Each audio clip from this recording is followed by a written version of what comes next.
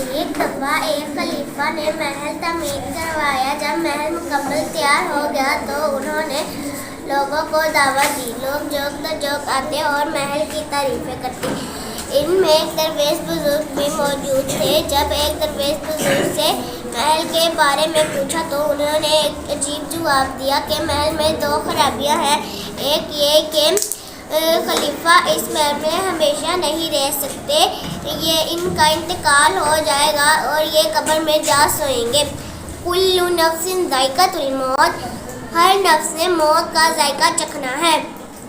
दूसरी खराबी ये है कि महल भी हमेशा नहीं रहेगा, एक न एक दिन इसमें भी खंडर बन जाएगा।